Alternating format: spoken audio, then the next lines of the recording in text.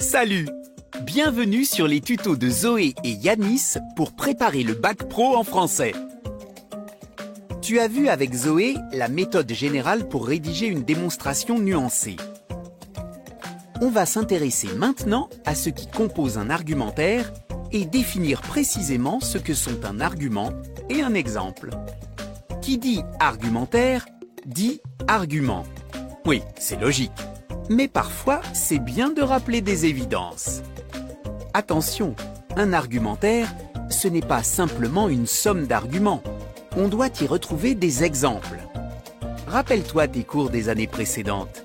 Mais si, souviens-toi, tes profs de français te parlent des arguments et des argumentaires depuis la 3e.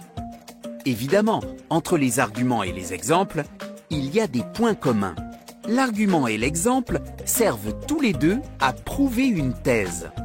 Ils sont au service soit de la thèse réfutée, c'est-à-dire la thèse à laquelle tu t'opposes, soit au service de la thèse défendue, c'est-à-dire celle qui exprime ton propre avis. Il faut donc les choisir en fonction de leur efficacité pour tes destinataires. Pour le bac pro, tu t'adresses indirectement à ta correctrice ou à ton correcteur qui sont des profs. Il vaut mieux connaître leurs attentes. Il y a aussi des différences. Tu t'en doutes, un argument et un exemple, ce n'est pas tout à fait pareil. Un argument est une idée-preuve au service d'une thèse. Retiens bien le mot « idée ». C'est plutôt théorique et général. Les arguments peuvent être des connaissances abstraites en philosophie, en sciences, en littérature, en histoire, en géo. Un exemple, lui, est plutôt concret.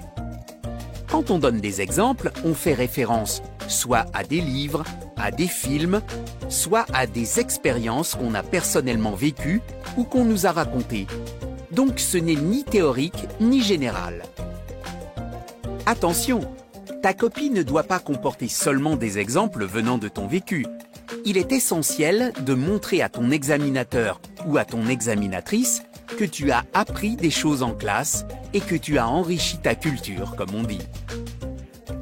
Voyons maintenant quelles sont les relations entre les arguments et les exemples. 2 cas possibles. Premier cas. L'exemple illustre l'argument. C'est-à-dire qu'il suit l'argument et rend concrète une idée abstraite. Prenons un exemple, c'est le cas de le dire. Le racisme, c'est une notion pseudo-scientifique abstraite.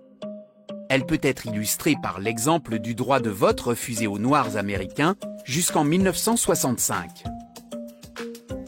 Maintenant, le second cas. Parfois, l'exemple peut se suffire à lui-même, et il remplace alors l'argument qui est sous-entendu. Sur le racisme, tu peux raconter ce qu'a fait Rosa Parks contre la ségrégation raciale aux États-Unis. C'est une anecdote, mais qui a compté historiquement dans les combats des Afro-Américains pour leurs droits civiques. De toute façon, dans ton argumentaire, il faudra à la fois des arguments abstraits pour convaincre et des exemples pour persuader. On a tous une tête et un cœur. Et tout bon argumentaire s'adresse à ces 2 parties de nous. Pour le bac pro, rassure-toi, tu ne partiras pas de rien. Tu vas chercher des arguments et des exemples dans le programme limitatif que tu as étudié en terminale. Donc, ces arguments et ces exemples seront en lien avec le thème de ce programme. Par exemple, de 2021 à 2023, son thème porte sur le jeu, futilité, nécessité. Ils seront aussi en lien avec les problématiques du programme. Pour y répondre, tu vas d'ailleurs étudier en cours au moins une œuvre et un groupement. Enfin, ces arguments et exemples pourront être en lien avec le corpus sur lequel porte l'examen. C'est pourquoi, d'ailleurs, le sujet d'argumentation pour l'examen t'invitera à exploiter ces 3 éléments. Enfin, un dernier point essentiel. Il faut hiérarchiser tes arguments et exemples du moins important au plus important. Et à toi de voir ce qui est important pour toi. N'oublie pas tout de même que c'est ton jugement qu'on sollicite. Donc, n'hésite pas à t'engager.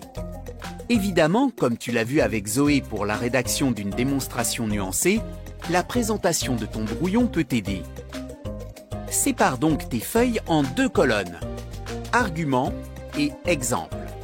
Dans chaque colonne, note ce qui te vient à l'idée. Puis, relis le tout.